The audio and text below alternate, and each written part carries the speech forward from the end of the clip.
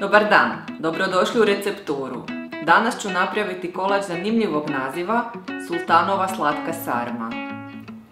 Po originalnom receptu to je rolada koja se sastoji od slojeva kokosa, kakaa i šlaga koji se međusobno dopunjuju u lagani ljetni desert, no ja sam ga ovaj puta napravila kao kolač klasičnog izgleda. Najbolje od svega, ovaj kolač se ne peče i vrlo je jednostavan za izradu, što možete vidjeti u današnjem video receptu. Za današnji kolač trebamo mlijeko, kakao, gustin, šećer sa vanilin šećerom, margarin. Za kremasti dio trebamo mlijeko, šlag, kremu za kolače, te za posipanje kokosovo brašno. U posudu za kuhanje stavit ćemo dio mlijeka,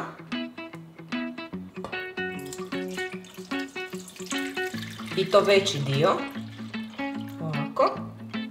Negdje oko 2,5 decilitra ostavite da biste u tom mlijeku razmutili gustin i kakao. Uključujem posudu da se mlijeko zagrije. U posudu ćemo prvo dodati kakao i dobro ga promiješati sa mlijekom. Bitno je da maknete sve grudice iz praha. Evo, pogledajte kako nam se lijepo potopio kakao, čak je i lagano pjenasti. Sada ćemo u ovu smjesu dodati malo po malo gustina. Samo lagano miješajte.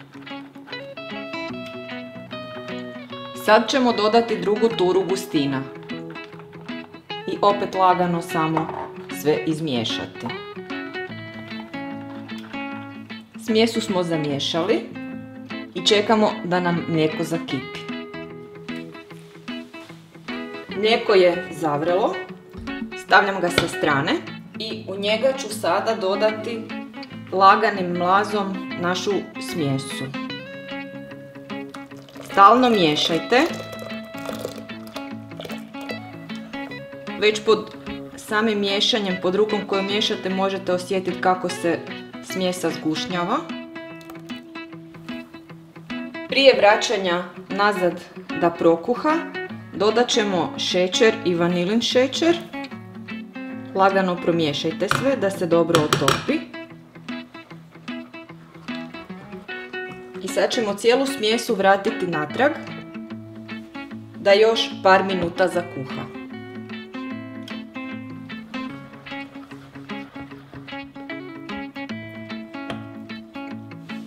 Nakon što se smjesa zgusnula, stavljamo je sa strane i u nju ćemo dodati margarin. Da bi se margarin brže istopio, narezat ću ga na listiće i ubacivati u posudu.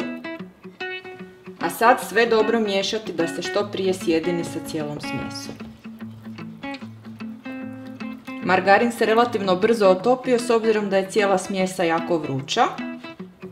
Smjesa je fina, gusta i sjajna. I dalje je idemo prebaciti u posudu u kojoj će se ona hladiti.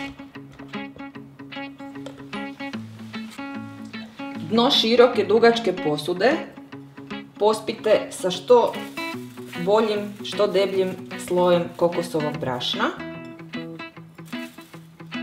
Znači bogati sloj. Još ćemo to malo poslije prerasporediti ili nadodati na mjestima gdje treba. Što stavimo bogatiji sloj kokosa, to će se on bolje priljubiti za našu čokoladnu, odnosno kakaovu smjesu koju smo kuhali. Ovaj dio smo završili. Na kokos ćemo razliti našu smjesu.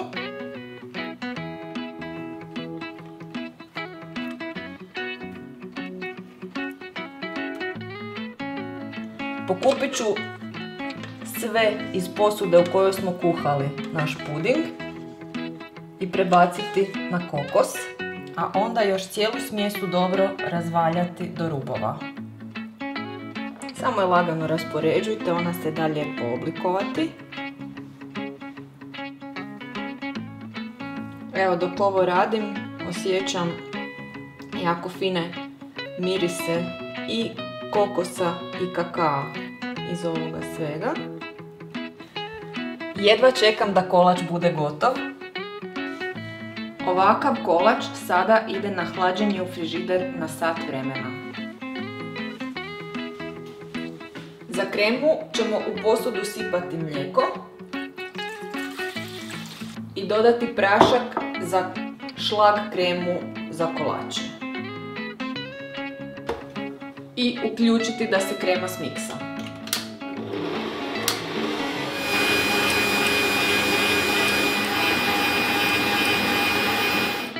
Krema se umutila, sad ćemo je staviti preko sloja koji se ohladio u frižideru. Zagladit ćemo u svim smjerovima.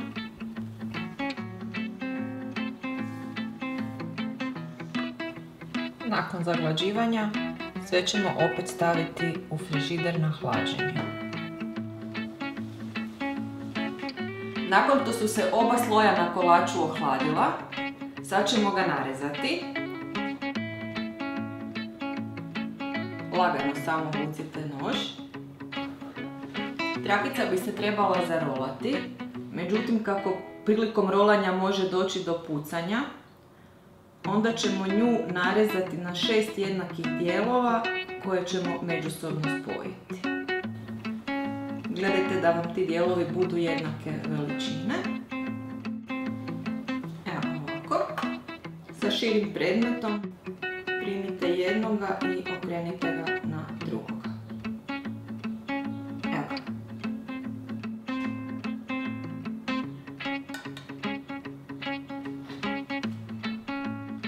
Kolač smo narezali i sad ću ga probati.